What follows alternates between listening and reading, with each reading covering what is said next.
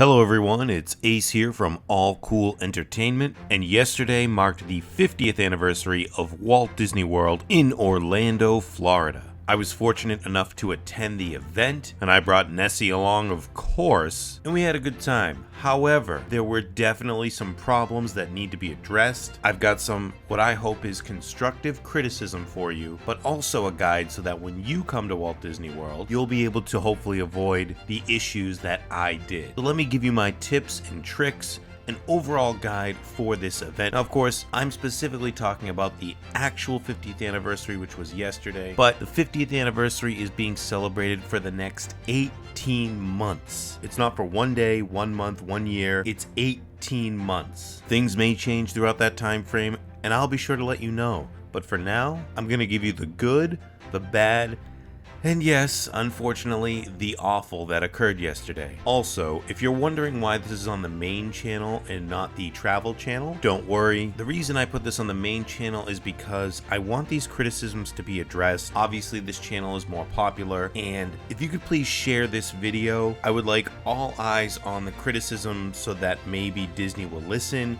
and fix the things that are wrong. Because I know I'm not the only one who feels this way. And if you do like the content, please like, share, and subscribe. It will help out immensely for me to make future videos for everything. I may do an extended version of this video over on All Cool Exploration, the theme park channel, but for now, let me give you my guide here at All Cool Entertainment. Whether you're new to Disney World or it's your first time going, this video should be super helpful for you. So let's talk about transportation. I myself was coming from Epcot. Epcot is another one of the 4 parks that's part of the 50th anniversary celebration. And for those of you that don't know, Epcot has the monorail system that connects to Walt Disney World and some of its resorts. So I left Epcot to park hop over to Magic Kingdom. It was pretty quick. I would say maybe 5-10-minute wait. Once you're on the Epcot monorail, you get off at the Transportation and Ticket Center, or TTC, and you switch over to the Magic Kingdom monorail. Now, normally, there would be several stops at the resorts. They were all closed. Again, yesterday was a special event because it was the actual day of the 50th anniversary, but this is just me letting you know. So we went straight from the TTC over to the Magic Kingdom. You could have also taken a boat or ferry,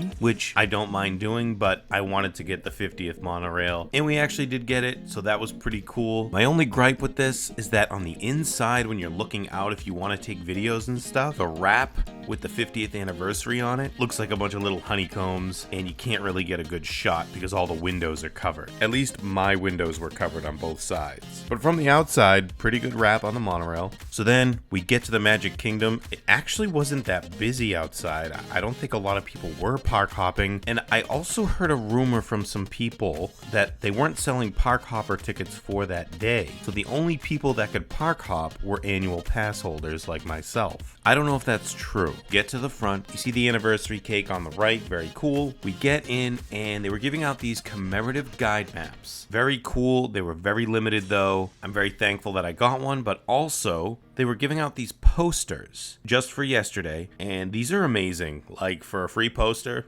very well done, Disney. I gotta give you credit. Now, they were supposed to be giving these out to you as you were leaving the park. However, what some people were doing was getting the posters and then going back into the park, which I did that myself because I didn't want to miss out if they ran out. And they didn't say you couldn't do that, so as you're gonna see, there's issues that are gonna come up in this video, so I will take whatever I can get. So make sure you subscribe on this channel so that you don't miss that giveaway. I'll make an announcement and then I'll either do it here or on All Cool Exploration. And that is not the only thing I'm giving away. Stay tuned. As you walk in, you'll have the train station above you. It was not working at the time though. Not sure when that will be back up and running. You'll have characters waving and Dapper Dans coming out and singing. Now, we saw Winnie the Pooh and their characters, which some of my personal favorites, so no problem there. Loved it. Dapper Dans was singing.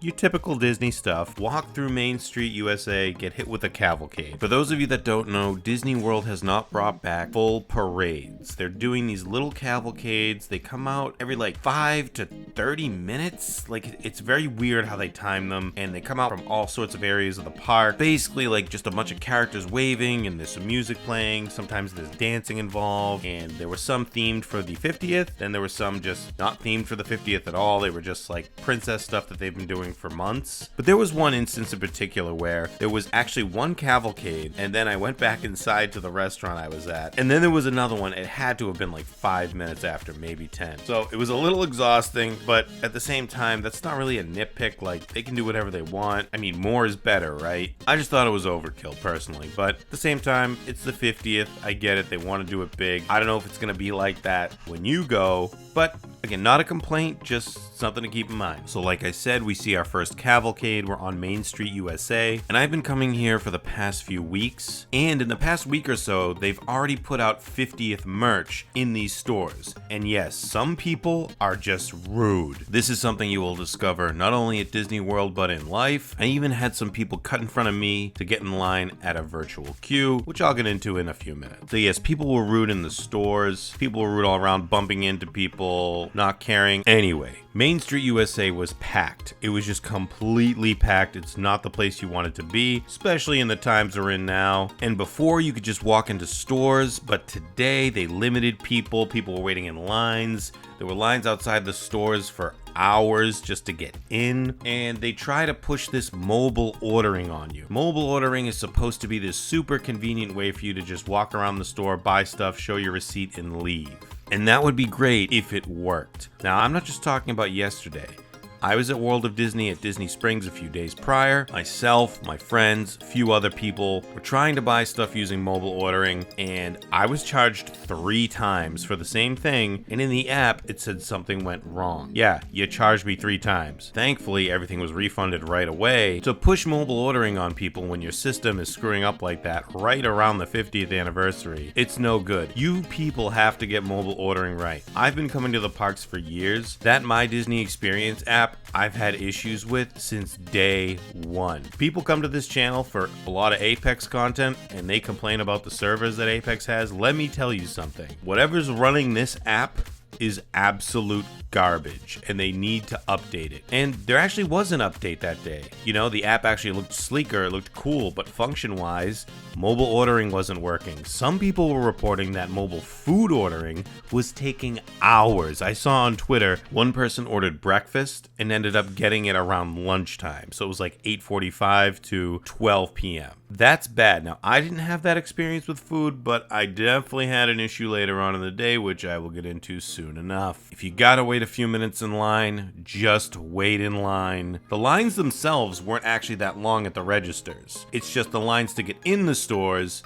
were super long. Just wait a couple minutes in line, pay up at the front, get your stuff, get yourself a nice little tote bag, which they have a small, medium, and large 50th anniversary tote bags, and get the heck out. One of the cast members eventually said to the crowds, "This merchandise is going to be here, not just today, not just this week, but for the next 18 months. We will restock it, don't worry. However, the stuff over at Big Top Souvenir is only here for today." Whether it's the 50th anniversary or it's May the 4th at Hollywood Studios at Disney and you want to get some Star Wars merch exclusive for that day, make sure you know where to go. That is my next pro tip. Because I didn't want to deal with the craziness at Main Street, and I didn't know that Big Top had exclusive. Big Top is a separate store over in a different land at Walt Disney World. I didn't know that Big Top Souvenir had exclusive stuff just for that day. But we went over there and it said there was a virtual queue. These virtual queues are very similar if you've ever done something like Harry Potter in New York, which I did recently, and I'll have some videos on that in the future. I have some posted on the other channels. Go check them out in the channels tab. But how it works is they put out a QR code, you scan the QR code, put some information in, and then you're in line. However, they removed the QR code when I went over there because the queue was too big. Now, I asked a few cast members and they gave me different answers. One of them gave me complete misinformation, said it's just like Rise of the Resistance. It is not. Pro tip for you, when it comes to virtual queues and you don't know what's going on for the day, ask multiple people, not just one cast member.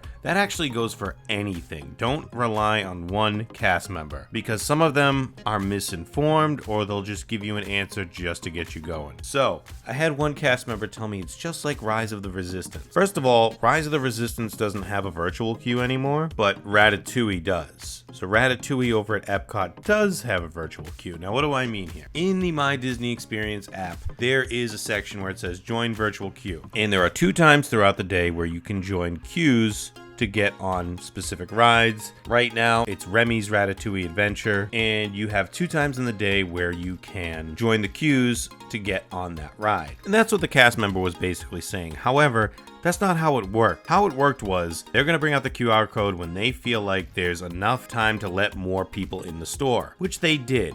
The second this QR code came back out, people were pushing and shoving. I had a couple girls jump in front of me as I was trying to scan it. It was wild. People were just wild over this merch. Yeah, I wanted that pass holder shirt.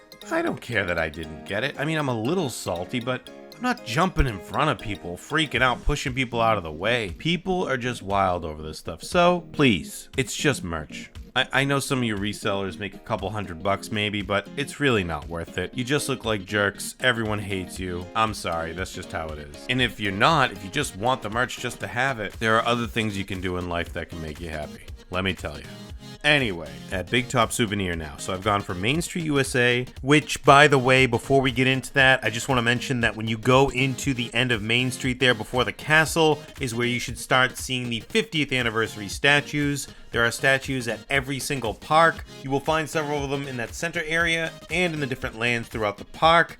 I posted a video over on All Cool Exploration, which I will link now. If you want to know the locations of every single one, I guarantee you will miss one. So definitely check out my video over there if you want to know before you go. If you don't want to be spoiled, I totally understand. Good luck to you. Also, Disney announced that there are these new MagicBand Plus devices that are coming out next year that are supposed to interact with these statues as one of the many things they're going to do. So be on the lookout for that next year. Alright, so I'm going to stop here for part 1. I was going to do just this whole video today, but it's taking me a lot longer than I thought. I do apologize. I hope you enjoyed so far. We haven't even gotten to the nitty-gritty of it though, but please share this and the rest of the series to shed some light on the good and the bad that's going on right now at the parks, and hopefully this constructive criticism will help not only us as guests, but also the cast members and Disney overall